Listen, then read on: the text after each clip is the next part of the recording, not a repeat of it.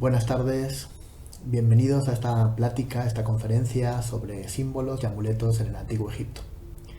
Yo soy Víctor Vilar, soy el director del Centro de Estudios Sofía en México y bueno, quiero darles la bienvenida a estos viernes de Sofía en los cuales estamos intentando recuperar la sabiduría de todos los tiempos, rescatando los valores, la pasión que nos une a todos por las distintas civilizaciones y las distintas culturas.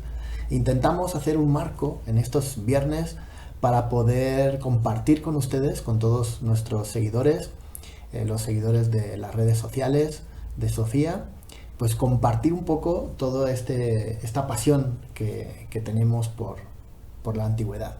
Como siempre comento, para nosotros el conocimiento del mundo antiguo no es un conocimiento estéril o un conocimiento nostálgico de mirar hacia el pasado con añoranza, sino queremos rescatar en ese pasado los valores, las inquietudes, el conocimiento de lo que para esos seres humanos, hombres y mujeres como nosotros, que sintieron, amaron, soñaron, lucharon por una vida para ser un poquito más felices, para vencer las dificultades que tenían en su momento, bueno, pues intentar mirar hacia ese pasado y rescatar esos principios o valores que anidaron en el corazón del ser humano, que al fin y al cabo es patrimonio de todos nosotros, para que nosotros también podamos, desde su experiencia, desde sus conocimientos, desde su aprendizaje de vida, podamos rescatar esos valores que también pueden aportarnos algo a nuestro mundo de hoy.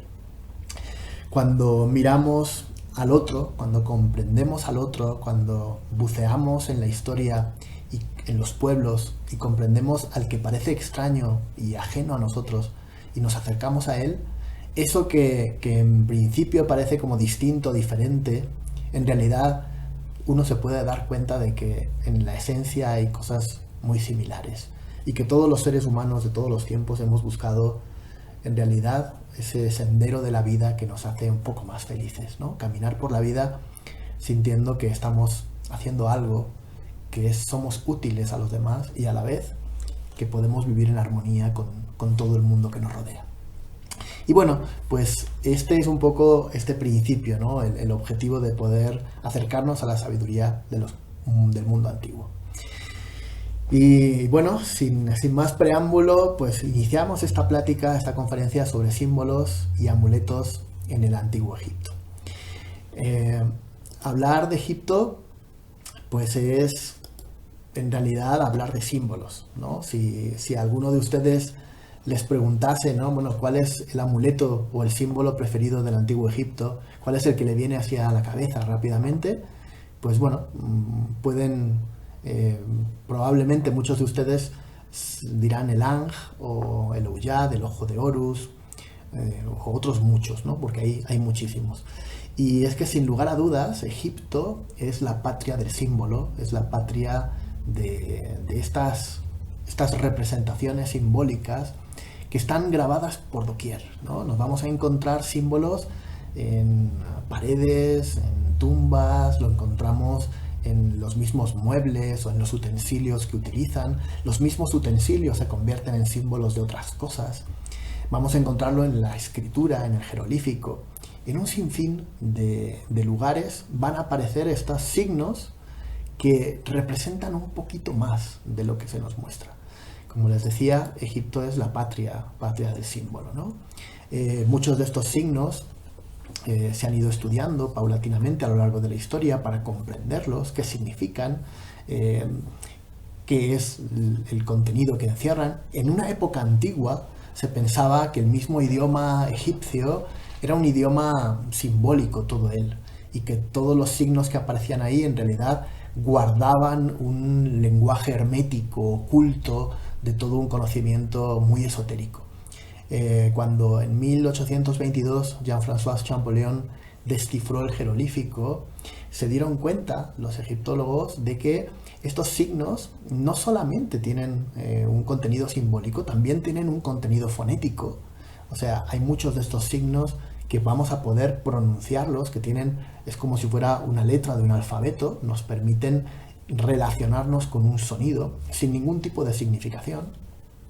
Pero Jean-François Champollion se dio cuenta de una cosa fascinante de la lengua jeroglífica, y es que los signos, además de ser fonéticos, además de ser un signo alfabético, también nos van a representar a veces elementos ideográficos, es decir, nos permitirían comprender o decir que ese signo pues representa lo que es en sí mismo. Por ejemplo, el ojo pues sería un ojo, ¿no? O un pan sería un pan, sería un ideograma, el mismo signo jeroglífico sería un ideograma. Pero por otro lado, Champollion se dio cuenta de que además de ideograma, además de fonética, también los signos del lenguaje egipcio, del jeroglífico, representaban un símbolo. A veces estos signos hacen función de determinativo. Un determinativo es un signo jeroglífico que se coloca al final de la palabra y que enmarca en un contexto semántico, en un contexto simbólico, el contenido de esa palabra, ¿no? Entonces, lo interesante de la lengua jeroglífica y de todos los símbolos que vamos a ir viendo a lo largo de esta plática de hoy, o de esta idea del pensamiento simbólico del Antiguo Egipto, es que para ellos, cuando veían una realidad, no solamente es una realidad material o simbólica o digamos textual, sino que podemos también inferir de que cuando ellos observan algo, también intentan ver más allá de lo que se ve a simple vista, ¿no? Es decir, el signo nos va a mostrar una realidad, pero el símbolo nos va a sugerir un sinfín de contenidos mucho más profundos, más universales, más conmovedores, que están más allá del signo. Esto es lo que voy a intentar explicar un poco en el pensamiento egipcio. Los egipcios son fundamentalmente simbólicos. Para ellos, en toda su arte, en todas sus manifestaciones, en todos los elementos, van a introducir una serie de elementos o una serie de figuras que muchas veces, pues en realidad, si los miramos con detenimiento, pues vamos a ver, por ejemplo, en esta imagen tan hermosa, es el lateral de un trono, es el trono de Ramsés II, que está en los colosos de Abu Simbel. En estos colosos de Abu Simbel, cuando el rey está sentado precisamente sobre un símbolo. El símbolo, en este caso, es de estos dos dioses o dos figuras divinidades, que representan al dios Nilo, y que justamente están atando dos plantas, están haciendo como una especie de nudo, dos plantas, la planta del loto y la planta del papiro. Si se fijan, están apoyados sus pies sobre unos pulmones.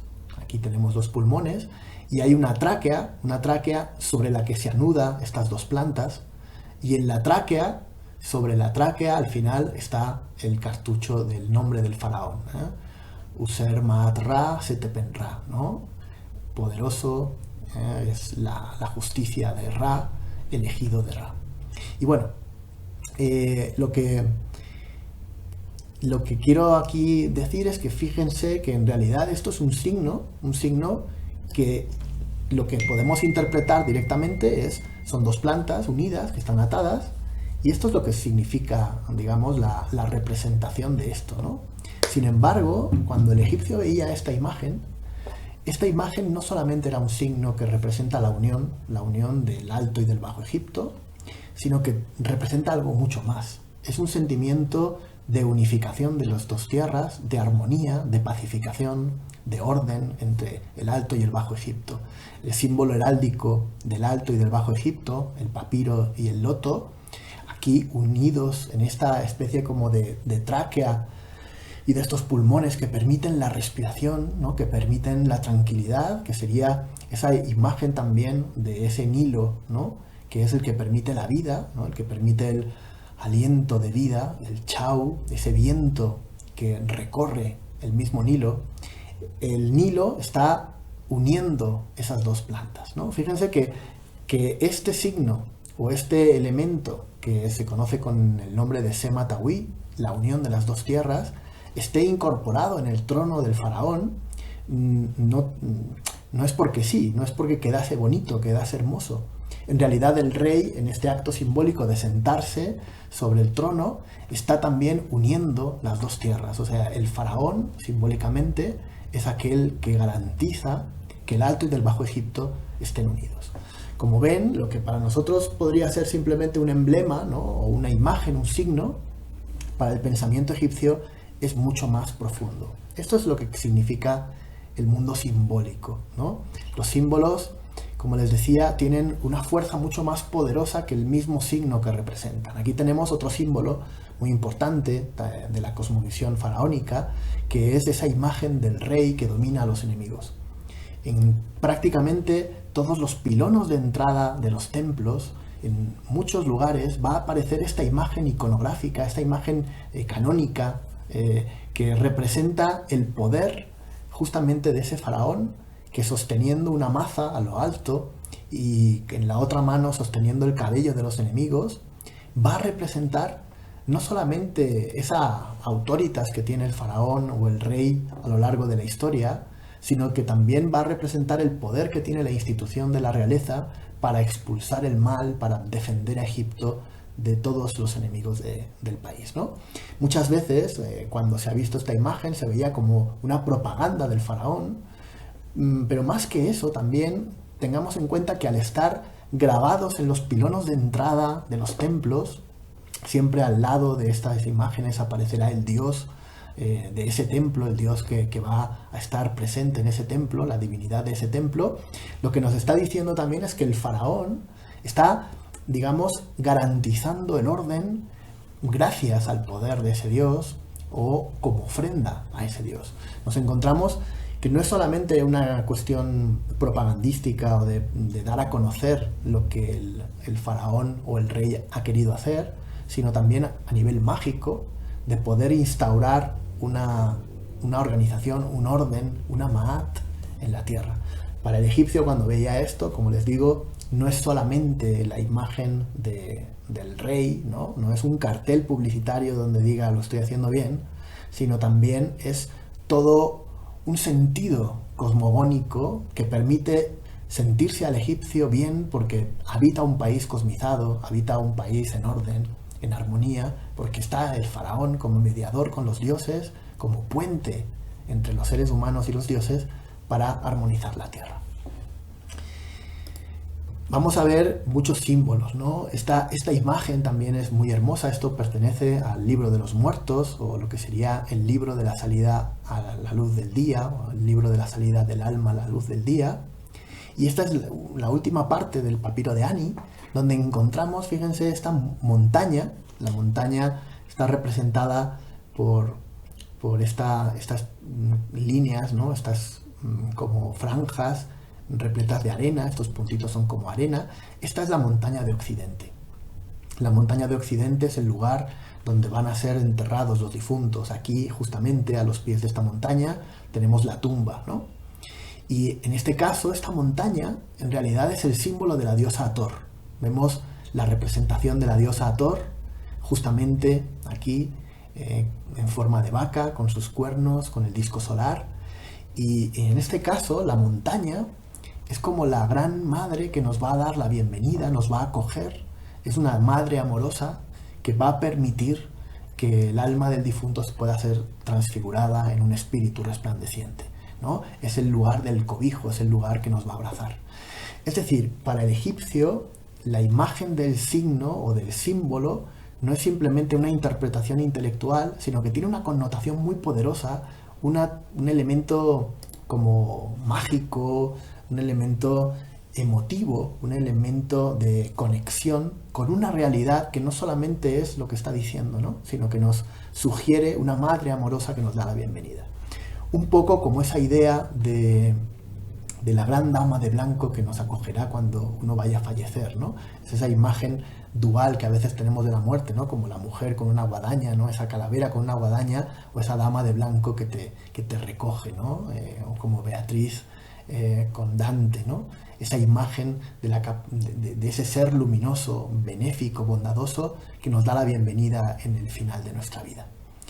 Para los egipcios, cuando contemplaban la montaña de Occidente, que era esa montaña que estaba donde se ponía el sol, en la parte occidental, en la orilla occidental del Nilo, pues no solamente era una montaña, no solamente es el signo de un cementerio, de una necrópolis. Para el egipcio también representa algo más, algo mucho más profundo. Los egipcios, como les digo, tienen una gran mentalidad simbólica. Para ellos, cuando miran el cielo, en sus representaciones de los dioses, el cielo era la diosa Nut, que abarcaba con todo su cuerpo, ¿no?, como si fuese una bóveda celeste, abrazaba a través del manto nocturno, abrazaba todo el firmamento. Y la tierra era el dios Geb, el dios que está tumbado, extendiéndose de un lado al otro, intentando abarcarlo todo. Fíjense que desde esta cosmovisión, para el mundo egipcio, el símbolo del cielo y de la tierra eran divinidades, eran seres que mantenían en ese espacio cósmico toda la creación. Y todo lo que había entre ese cielo y esa tierra era el espacio de la vida, donde estaba el aliento de vida, el aliento del dios Shu, que penetraba en todos los seres y vivificaba todo. El mundo simbólico en el mundo egipcio era completo, ¿no? Estaba en todos los elementos de la vida. Por eso, por ejemplo, cuando vemos en las imágenes de los dioses y las divinidades, están ofreciendo, mientras están abrazando a algunos dioses, al rey, otros están ofreciéndole distintos signos como el Ang, o en los mismos dioses y las mismas representaciones están ofrendando alimentos, ofrendando distintos elementos, como por ejemplo la Ma'at, o están ofrendando muchos elementos, porque en realidad ese elemento no significa solamente eso, sino significa un sinfín de cosas, o una gran variedad de elementos simbólicos, ¿no? También encontramos que los dioses van a tener sobre sus cabezas, van a portar una serie de tocados que representan cosas, que tienen un significado, ¿no? Para conocer el nombre de cada dios y conocer lo que representan, qué es la divinidad y el poder que ellos otorgan, pues es interesante conocer y comprender los símbolos, los signos y símbolos que llevan sobre sus cabezas, ¿no?, o que portan en sus manos. En este caso, por ejemplo, tenemos a la diosa Hathor, Isis Hathor, y tenemos aquí esta imagen en el cual a la derecha tenemos un fragmento también del libro de los muertos, del libro de la salida al día, en el cual las dos diosas, Isis y Neftis, dos diosas protectoras por excelencia, que transfiguran el alma del difunto en un ser resplandeciente que le pueden dotar de vida en el más allá. Fíjense que están como haciendo una adoración a un símbolo, a unos símbolos, justamente en el que está abajo es el pilar Yed. El pilar Yed es un símbolo de Osiris, es la representación del dios Osiris, el dios de la resurrección, el dios de la vida inmortal. Y sobre esa columna, que representa también la estabilidad y el equilibrio, aparece un Ang, la llave de la vida, y de ese Ang, fíjense que surgen dos manos que alzan al disco solar, ¿no? Entonces, estas imágenes muy sugerentes nos están hablando de ese poder mágico que tiene la diosa Isis, la diosa Hathor como madre también, para poder regenerar y dar vida nuevamente, en este caso al difunto, ¿no? Es un símbolo, en este caso se hace alusión a Osiris, pero el difunto se ha asimilado a Osiris, o se tiene que asimilar con Osiris, y por lo tanto renacerá como el sol renace cada mañana, ¿no? Estas ideas aparecen en un sinfín de lugares. Vamos a ver que los egipcios vivían en el día a día rodeados de todo este mundo simbólico, ¿no? Por ejemplo, el faraón, en cada mañana, en cada acto que realizaba, en cada ceremonia donde él participaba, y también donde participaban todos los sacerdotes, en cada templo de todo Egipto. Imagínense, en cada momento que los sacerdotes realizaban una ceremonia, estaban rodeados de símbolos, ofrecían símbolos, estaban viviendo una cosmovisión simbólica, ¿no?, realizando un ritual mágico que rememoraba ciertos mitos y ciertas actividades que habían realizado los dioses en el más allá, ¿no? Entonces, lo que estamos viviendo es que el egipcio en la vida cotidiana portaba muchas veces emblemas y símbolos o incluso vestimentas específicas, como esta del sacerdote, de un sacerdote astrónomo o astrólogo, que porta un manto con la cabeza de un leopardo y que lleva incluso estrellas pintadas en ese manto, o distintos cinturones especiales, o emblemas, talismanes y amuletos. Es decir, el egipcio a lo largo de su vida va a rodearse de todo un sinfín de elementos que le van a ayudar, sobre todo los magos y también en la vida cotidiana, que les van a ayudar a realizar estas funciones de vinculación entre estas realidades visibles y las realidades invisibles, ¿no? Como les decía, el símbolo, en realidad nosotros vemos una imagen, vemos una figura, vemos un signo, pero nos está hablando de una realidad que está oculta tras eso que nosotros vemos, ¿no? Es decir, el símbolo es la representación visible de algo que es invisible, de un sentido invisible. Un poco como que todo en la naturaleza, todo en el universo, podemos entender lo que es el símbolo de algo más invisible, ¿no? Cuando vemos algo, pues podemos ver simplemente la montaña, pero el significado oculto hace que esa montaña se transforme en un símbolo, como la montaña de Occidente, que nos permite entender algo mucho más profundo, más misterioso, más mágico, más conmovedor, más que remueve mi propia conciencia, más que simplemente ver una montaña, ¿no? Una montaña pues es X, es neutro, sin embargo el sentido simbólico de la montaña nos va a poder hablar del aplomo, en este caso de la transfiguración, de esa madre atórica que permite en la montaña de Occidente acoger el alma del difunto para el renacimiento. Los egipcios van a rodearse en vida de una serie de amuletos que les permita vincularse con estas realidades invisibles que ellos percibían por completo a su alrededor. Y los símbolos también y los amuletos van a estar también en el mundo funerario. Es decir, vamos a encontrar un sinfín de amuletos y de talismanes precisamente dentro del ámbito de los muertos, de los difuntos, porque precisamente lo que se va a hacer, o van a intentar los sacerdotes funerarios, van a intentar que ese alma del difunto esté provisto de toda serie de herramientas mágicas, elementos poderosos que permitan el proceso para el alma en el más allá, ¿no?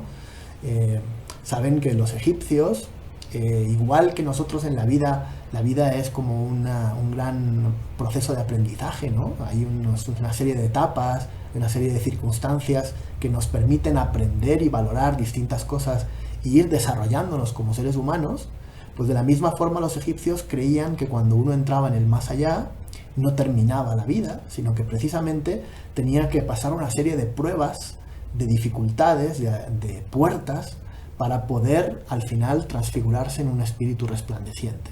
Bueno, pues para poder vivir eso, de la misma forma que en la vida te preparas y te provees de estos elementos mágicos que te recuerden el mundo invisible y las potencias invisibles que están en ese signo, pues va a suceder exactamente lo mismo en la muerte.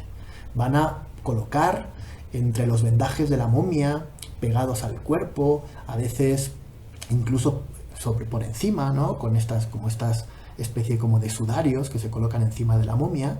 Es decir, toda una serie de amuletos y símbolos protectores o talismanes que permitan al difunto realizar ese proceso de alcanzar el estado de glorificación.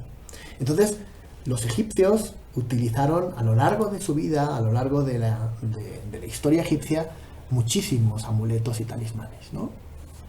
La clasificación tradicional que se hace de amuletos y talismanes está basada en Petrie, que en 1914 hizo un estudio de una colección de amuletos y entonces clasificó los amuletos en estos tipos concretos de amuletos. Uno de los primeros es el de amuletos o talismanes dirigidos a dioses, o sea, vinculados con divinidades, con animales divinos, animales sagrados. Otros eran talismanes de protección, otros talismanes de asimilación. Nos encontramos un cuarto elemento que es talismanes que otorgan poderes mágicos, Y por último, talismanes de ofrendas. Como les digo, esto es una clasificación de la infinidad de amuletos que se han encontrado en el Antiguo Egipto desde épocas predinásticas hasta épocas tardías, ¿no? Nos encontramos que hay amuletos en la época también romana y en amuletos en la época predinástica. Y a lo largo de toda la historia se han encontrado pues, que el egipcio utilizaba este tipo de elementos mágicos, elementos como sagrados o consagrados, que permitían dotarle, protegerle contra las adversidades, dotarle de poderes, etc., ¿no? Fíjense que hay un poquito una diferencia entre lo que son amuletos y lo que son talismanes. El amuleto, en general, es cualquier cosa natural que nosotros le otorgamos cierto poder, ¿no?, benéfico, ¿no? Por ejemplo, pues a veces puede ser una garra de un animal, una pata de cabra, o incluso uno puede decir, es que esta persona es mi amuleto de la suerte, ¿no? O sea, son elementos naturales, muchas veces que pueden tener magia en sí mismo, ¿no? Que son como algo sagrados, ¿no? Un elemento que es especial, un tipo de piedra o algo, ya es en sí mismo un amuleto. Pero los talismanes, en realidad los talismanes son objetos que han sido creados por el hombre, normalmente realizados con una finalidad concreta, con una función concreta. Están creados específicamente para proteger, para salvar, para cuidar, para regenerar la vida, ¿no?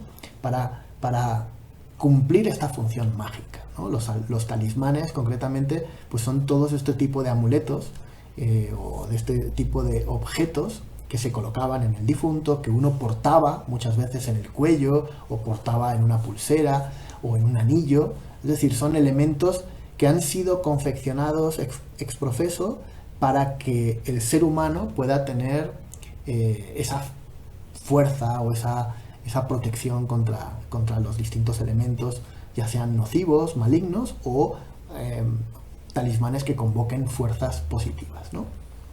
Los egipcios utilizaban estos talismanes con motivos mágicos. La magia, para el mundo egipcio, tiene tres vertientes importantes, tres elementos importantes. El primero es proteger la vida. Proteger la vida significa también vencer a los enemigos, ¿no? Proteger la vida significa expulsar el mal, ¿no? Todo lo que es elementos de protección, en realidad, lo que buscan es proteger la vida, ¿no? Yo me busco proteger mi mundo interior, mi pensamiento, ¿no? Son lo que a veces también se habla como amuletos de execración o incluso apotropaicos, es decir, protectores contra los elementos nocivos. Eso es proteger la vida. Pero luego también están los de dar vida, ¿no? Que serían amuletos de positivos, ¿no? O talismanes que buscan propiciar pues la fertilidad, la abundancia, la riqueza, el poder, o de regenerar la vida también, ¿no? Que es estos amuletos o talismanes de regeneración, de transformación. Entonces, aquí digamos que la magia siempre va a intentar estas tres cosas, ¿no? O dar algo luminoso, positivo, regenerar y transfigurar lo que ha sido destruido, o proteger de esos elementos nocivos, maléficos, que intentan como destruirnos, ¿no? Que intentan como hacer daño. Y bueno, vamos a ver un poco algunos de ellos, pero dejaremos abierta la puerta a que podamos ampliar y podamos profundizar un poquito más en todos estos amuletos y estos símbolos del Antiguo Egipto. Ya les adelanto que este va a ser un primer vídeo sobre pues, símbolos y amuletos del Antiguo Egipto, y que poco a poco vamos a ir subiendo a los distintos canales de redes sociales otros que nos puedan como complementar esta especie como de curso en varias partes de simbología y amuletos del Antiguo Egipto. Pero vamos a ver alguno muy brevemente. Ya les digo que iremos ampliando poco a poco. El primero que quería traer aquí a colación es precisamente este símbolo que tenemos aquí a la izquierda, que es el amuleto Sa. Este signo es como si fueran unas ramas, una especie como de ramas de junco dobladas y anudadas. Se ha barajado distintas opciones. Se dice que era como una especie de cabaña, que se llevaba una cabaña portátil para protegerte y guarecerte en la noche del frío desierto. También se habla que es un símbolo que representa una especie de salvavidas, ¿no? Como algo que te podías llevar en una barca y que cuando uno podía caer al río, pues eso mismo flotaba, lo podías arrojar y podías sostenerte, ¿no? Dentro de este espacio. Pero bueno, al fin y al cabo este signo jerolífico que es el Sa, es un símbolo de protección. En realidad es también un verbo que indica protección. Entonces fíjense qué interesante cómo de algo que nos permite protegernos de la intemperie, como una cabaña que puedo poner sobre mí mientras estoy durmiendo en la noche, o como un salvavidas que me permite pues protegerme del problema de caída, de una caída al Nilo, pues ambos van a trasladarse de esta utilización práctica que se podía hacer en vida, se va a trasladar a una protección mágica. Este símbolo Sa se va a ubicar muchas veces en distintas partes de la momia, va a ser el símbolo que portará la diosa Tauret o la diosa Tueris, que es la diosa hipopótamo, porta ese símbolo entre sus garras y permite, o entre sus patas, y permite a los infantes estar protegidos, ¿no? Porque la diosa Tauret es la diosa de la protección de la infancia, de la diosa de la maternidad, va a proteger como comadrona a las mujeres en el parto. Entonces, fíjense cómo esta idea de la protección real en mi vida cotidiana se puede trasladar a una protección mágica, a una protección simbólica al infante, a la madre que va naciendo, o incluso, bueno, pues una protección en realidad en muchos ámbitos, ¿no? Este sería uno de estos amuletos que les he traído por aquí. Otro es el escarabeo. Fíjense que el escarabajo, hay muchos escarabajos de muchas formas. En realidad, estos escarabajos nos están hablando de lo que sería también una protección, una regeneración, ¿no? El escarabajo es un símbolo solar, es el símbolo de Jepri, es el animal del dios Jepri, que es una de las especies o manifestaciones del dios Ra, del dios solar. Jepri, el escarabajo, este tipo de escarabajo, que es un escarabajo pelotero, va a arrastrar la bola del sol en la noche y es el que propicia que el sol vuelva a nacer en la mañana, ¿no? Entonces fíjense que este escarabajo, que también es un escarabajo de protección, es utilizado muchas veces para ahí inscribirse el capítulo 30 del libro de la salida al día, que era precisamente un libro que permitía al corazón del difunto, como propiciaba la regeneración, propiciaba el renacimiento, porque el corazón se transfiguraba en un escarabajo que arrastraría nuevamente la luz del sol, la bola del sol, y volvería a vivir como el sol hace cada mañana, como el sol hace cada día. Estos escarabajos muchas veces portaban el capítulo 30 del libro de los muertos, y ese capítulo decía así: oh mi corazón Ib, que me viene de mi madre celeste, mi corazón Hati, que me viene de mi vida en la tierra, que no sean pronunciados falsos testimonios contra mí, que los jueces divinos no me rechacen, que no se levanten los testimonios concernientes a las acciones en la tierra el día ante el vigilante de la balanza, el divino Señor de la Menti, que puedas ir tú al lugar de la felicidad hacia donde vamos. No permitas que mi nombre sea odiado ante los señores que modelan los destinos de los hombres, que los dioses se regocijen en sus corazones y que sus corazones estén satisfechos cuando mis palabras sean pesadas en la balanza de la justicia. Verdaderamente, qué grande serás cuando te alces triunfante el día de la victoria. Aquí ese corazón que se colocaba también sobre el pecho del difunto, en donde estaba el corazón, donde se ubicaba el corazón, permitía precisamente que el escarabajo pudiese propiciar ese renacimiento, esa protección, ¿no? En este caso, contra los falsos testimonios, contra los testimonios en ese juicio del alma en el más allá. También hay estos amuletos de divinidades. Los amuletos de divinidades estaban relacionados con un dios concreto y lo que permitían era dar esas fortalezas, esas cualidades que el dios tiene, pues para que el portador de ese amuleto pudiese como beneficiarse de estas cualidades del dios, ¿no?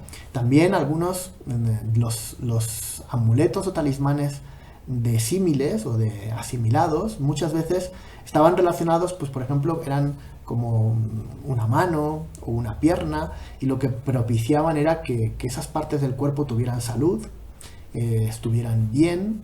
Incluso a veces esos que son asimilados son escorpiones o serpientes, que precisamente lo que previenen es contra las picaduras de esos animales. Es decir, que lo que hacían estos tipos de amuletos, por su forma, ¿no? La forma llamaba a la idea, ¿no? Es un poco como esa idea de la magia, ¿no? De la similitud, o lo que sería simpatética o simpática, y es que las distintas formas llaman a las mismas ideas, ¿no? Entonces, la idea de una mano, una idea de una serpiente, pues intenta evitar la mordedura de la serpiente. Los últimos o otros amuletos son los que otorgan poderes. En este caso, este amuleto que les he traído aquí es el Tit o el Tiet, que es un amuleto dedicado a la diosa Isis. Es un amuleto rojo, en este caso es de jaspe, y este amuleto se tenía que poner en el proceso funerario. En el momento que se estaba poniendo, se tenía que recitar estas palabras. Decía: la sangre de Isis, la fuerza de Isis y las palabras de poder de Isis serán eficaces para actuar como poderes que protegen a este gran y divino ser, y para guardarle de toda abominación y perversidad contra él. Es decir, que es un amuleto que te va a otorgar los poderes de Isis contra todo tipo de mal. Este capítulo, que es el 156 del libro de la salida al día, del libro de los muertos, también continúa diciendo: estas palabras se tienen que pronunciar sobre un amuleto de jaspe rojo, habiendo sido humedecido con la planta angimi, suspendido en un cordón de fibra de sicomoro, y que haya sido colocado en el cuello del bienaventurado el día del entierro. A aquel para quien se ha recitado esta fórmula, el poder mágico de Isis le servirá de protección. Fíjense que aquí, digamos que este amuleto va a servir como para otorgar el poder y a la vez también de protegernos contra el mal, ¿no? Contra los distintos males para los que la diosa Isis está ofreciendo el amuleto. Como les digo, este es uno de los amuletos también muy importantes, el Tiet o el Tit, que es este amuleto de Isis. Para que vean esta imagen del amuleto, cómo se manifiesta en otros ámbitos, por ejemplo, tenemos que este amuleto lo vamos a encontrar en muebles, ¿no? Esto que tenemos aquí a la izquierda es la decoración de un mueble que aparece en estos lazos, estos nudos de Isis. Pero aquí tenemos otras representaciones en tumbas. Tenemos un tit o un amuleto, ¿no? Que es de la misma altura a la izquierda de la altura de un ser humano. Tenemos aquí el hombro de una persona. Pues este tit es un gran lazo de Isis. Y aquí a la derecha tenemos el mismo lazo transfigurado en la diosa, ¿no? Para que vean que el lazo es en sí mismo la diosa. Este lazo de color rojo, de jaspe, en realidad, bueno, se está hablando de ese poder que tiene la vida, que ese poder que tiene la sangre, la fuerza de la sangre, que representa precisamente la maternidad también de Isis, ¿no?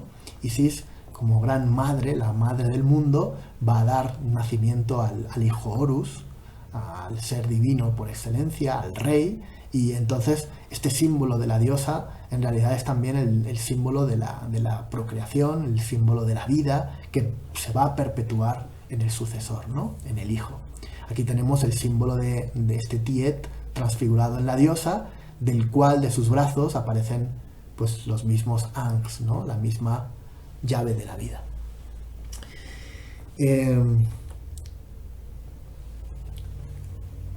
Quería concluir esta pequeña plática, una especie como de introducción a estos símbolos y amuletos.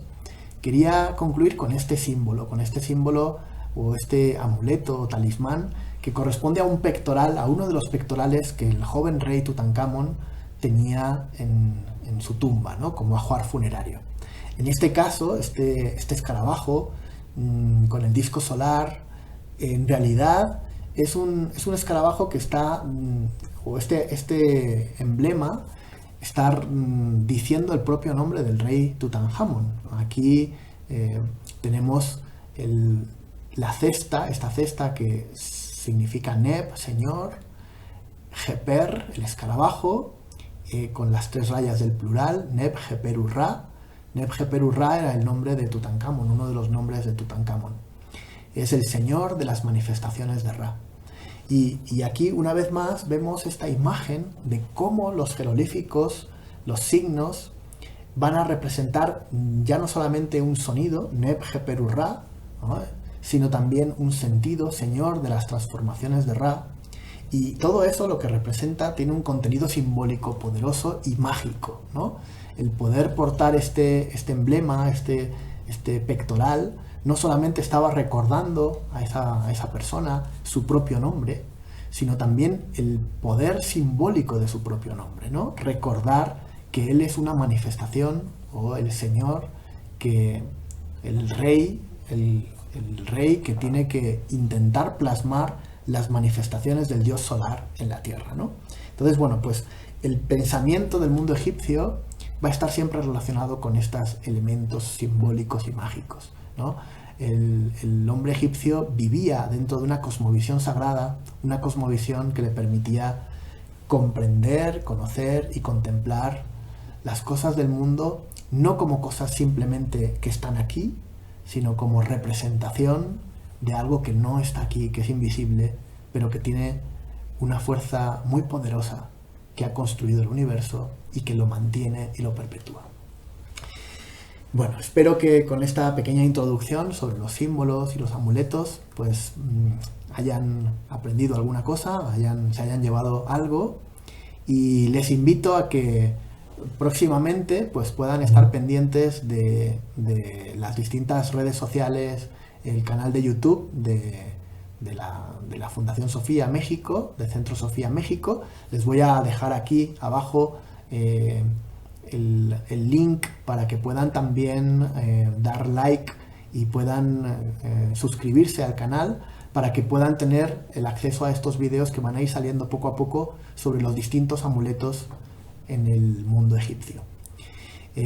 Muchísimas gracias, y saben que esta es su casa. Un fuerte abrazo, cuídense mucho y nos vemos en las siguientes pláticas.